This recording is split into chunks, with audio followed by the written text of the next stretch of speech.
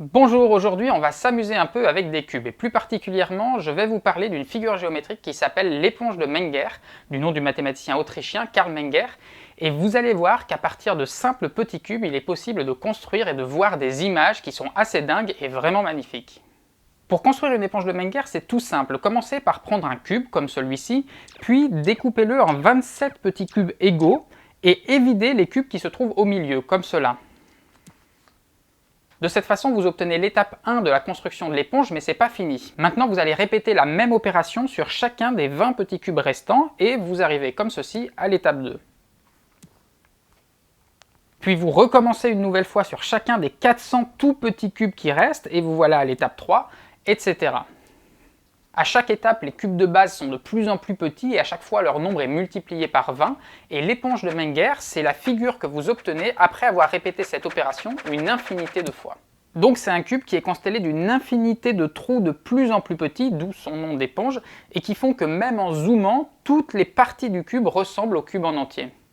On appelle d'ailleurs ça une figure auto-similaire, c'est-à-dire une figure qui est similaire à elle-même, aussi petit qu'on regarde, et ces figures-là appartiennent à la catégorie des figures fractales, qui sont des figures qui ont des détails aussi loin qu'on regarde, aussi proches que l'on zoome, on voit toujours des détails de plus en plus petits qui apparaissent dans leur structure. Bon, il faut avouer que cette éponge de Menger est déjà très jolie comme ça, mais on va aller encore plus loin en la coupant.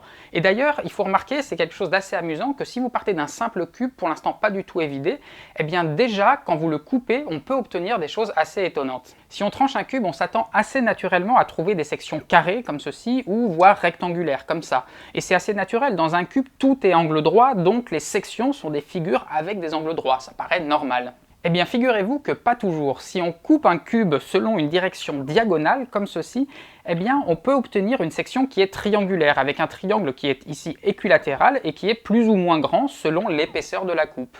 Et si on va plus loin et qu'on coupe en diagonale en passant par le centre du cube, eh bien, on obtient carrément une coupe hexagonale. Ce qui est quand même assez contre-intuitif. Quand on y pense comme ça spontanément, il faut dire qu'on ne s'attend pas vraiment à trouver un hexagone dans un cube. Bref, comme vous le voyez, c'est déjà un peu déroutant de couper un cube, alors imaginez un peu maintenant ce qu'on va découvrir quand on va couper une éponge de Menger. Regardons par exemple le résultat avec simplement l'étape 1 en faisant varier les tranches successives. Il faut avouer que ça commence à être vraiment très beau, par exemple la coupe du milieu fait apparaître une étoile à 6 branches à l'intérieur d'un hexagone comme ceci. Et si on passe à l'étape 2, on obtient ceci, et là vous pouvez admirer les formes qui apparaissent et qui disparaissent sous nos yeux, cette espèce de figure qui se transforme au fur et à mesure, et j'ai pas grand chose d'autre à vous dire que regardez un peu comme c'est beau.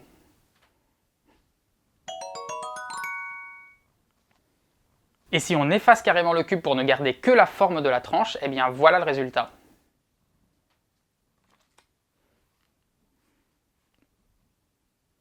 Et voilà maintenant ce qu'on obtient avec l'étape 3 de l'éponge de Menger.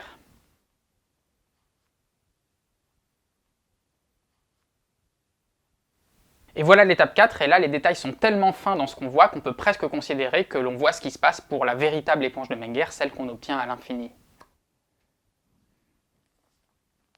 Et quand on regarde tout ça, il faut bien se rappeler que tout ça ne part que de cubes qui sont assemblés les uns avec les autres et qui sont coupés en morceaux. On a du mal à y croire. Quand on regarde ces formes si complexes et dentelées qui défilent, on a du mal à imaginer qu'elles sont générées simplement à partir de quelques cubes et de la construction très élémentaire de l'éponge de Menger.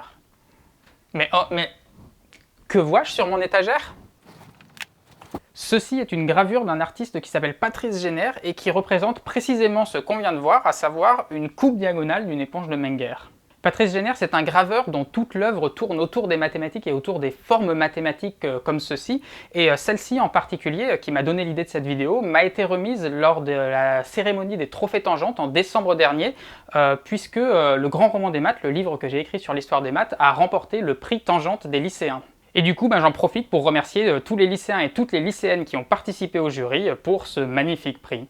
Et sur ce, faites de beaux rêves mathématiques et à bientôt pour de nouvelles découvertes. Ciao!